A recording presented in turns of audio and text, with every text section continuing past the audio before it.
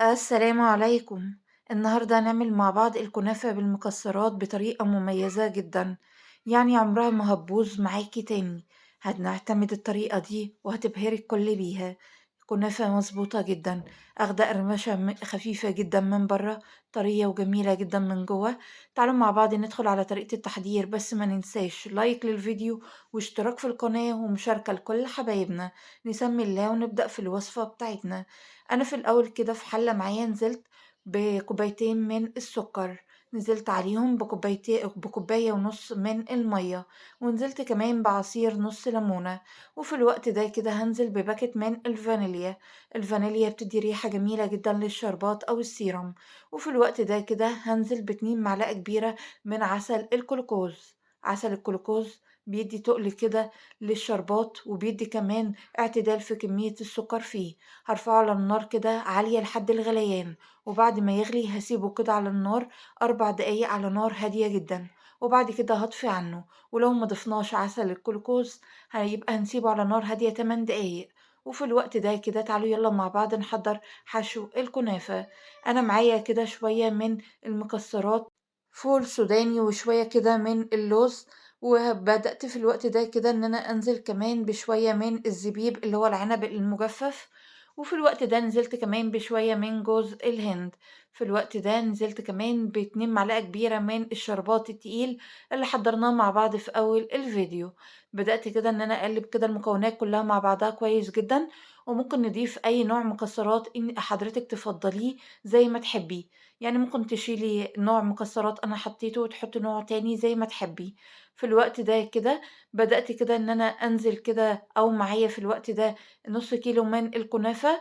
وطبعًا النُص كيلو ده أنا حطيته كده في الفريزر معايا لحد ما جمد. بدأت إن أنا أطلّعه بالكيسة كده معايا كمان بيتفرك كده بكل سهولة. يعني لمّا بنملكه كده وهو لسه متغلف بيتفرك برضه معايا. بدأت إن أنا أحطه كده في بولة، وبدأت إن أنا أفرُك كده أي حاجة لسه ما اتفركتش. وممكن كمان نعمله في الكبة زي ما تحبي، بس هو بالإيد بيتعمل بسهولة. في الوقت ده كده أنا معايا كوباية من السمنة، نزلت كده ب3/4 بس على الكنافة. في الوقت ده كده بدأت إن أنا أبِث كده الكنافة مع السمنة كويس جدًا. والسمنة نختارها تكون نوعية كويسة عشان تدّينا نتيجة كويسة. في الوقت ده كده بدأت كده إن أنا أقلِّب الكنافة كويس جدًا من تحت ومن فوق، زي ما حضرتِك كده شايفة معايا. والسمنة اللي حضرتِك بتستخدميها نختارها كده تكون نوعية كويسة عشان تدّينا نتيجة كويسة. مش شرط إن إحنا نستخدم كل نوعية السمنة تكون بلدي. في أنواع سمنة كتير موجودة في السوق بتبقى نوعية حلوة، نختارها كده تكون نوعية منهم تكون كويسة جدًا. في الوقت ده كده بدأت إن أنا أنزل ب2 معلقة كبيرة من السكر البودر. بدأت إن أنا أغلِّف الكنافة بتاعتي بالسكر البودر كويس جدًا. وفي الوقت ده كده نقلّبها من تحت ومن فوق وندّي لكل حاجة حقّها. يعني نعملها كده شوية حلوين علشان تدّينا نتيجة كويسة. في الوقت ده كده هابدأ إن أنا أجهّز الصينية بتاعتي. أنا هاستخدم النهارده صينية مقاس 30، وممكن كمان تستخدمي كمان صينية مقاس 28 هتيجي برضه فيها، هتبقى كويسة جدًا لو أنتِ عايزة سمكها أعلى شوية. في الوقت ده كده بدأت إن أنا أفرد نُص كمية الكنافة في قاع الصينية. وطبعًا الجو في الوقت ده برد، فبإيديّا كده باحاول إن أنا أفرُك الكنافة قبل ما بانزل بيها. وفي الوقت ده كده نزلت بنُص كمية الكنافة، وبإيديّا كده بابدأ إن أنا أضغطها كده علشان أساوي الطبقة الأولانية كده في الكنافة. وطبعًا بننزل بالحشو على طول بعد ما بنسويها كده كويس جدًا. وطبعًا الحشوة بننزل بيها كده في نُص الصينية، وبنبدأ إن إحنا نوزّعها كده، ومش بنجيبها ناحية الأطراف علشان طبعًا ما تتحرقش أثناء التسوية. وفي الوقت ده طبعًا تقدري إن أنتِ تستبدلي حشو المكسرات اللي أنا استخدمته بأي نوع حشوة حضرتِك تحبيها.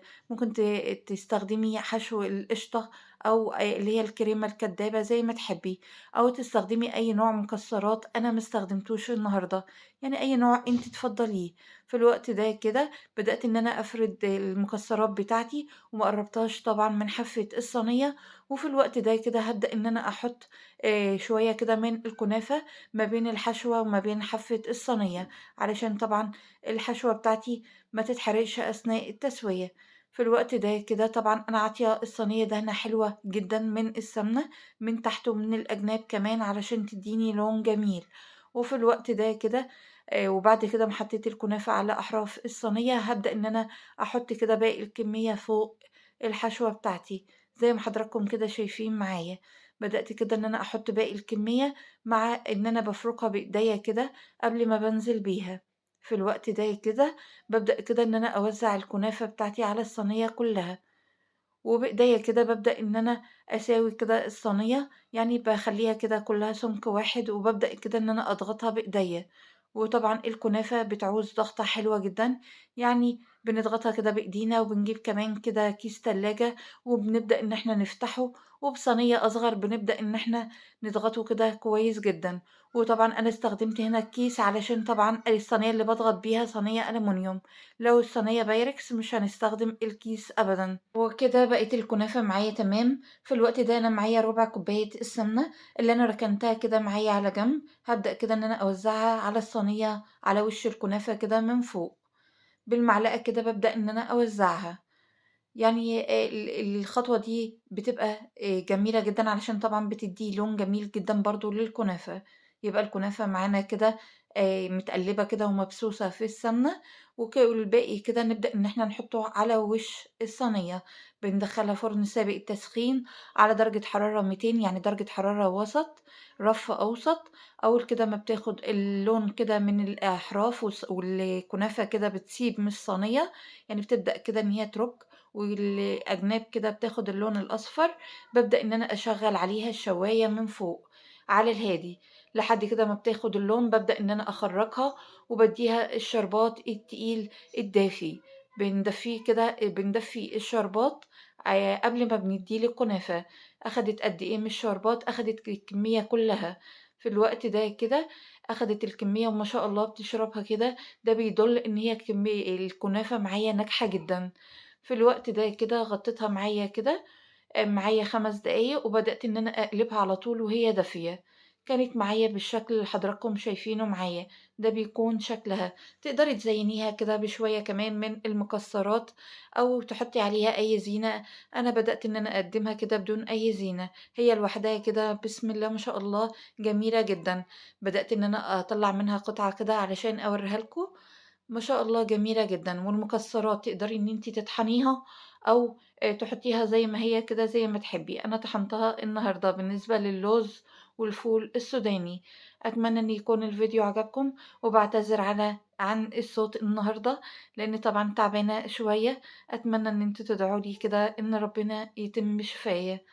أتمنى لو الفيديو عجبكم ما تنسوش تعملوا لايك وتعملوا اشتراك في القناة، ومستنية رأيكم في التعليقات. أستودعكم الله الذي لا تضيع ودائعه. السلام عليكم ورحمة الله وبركاته.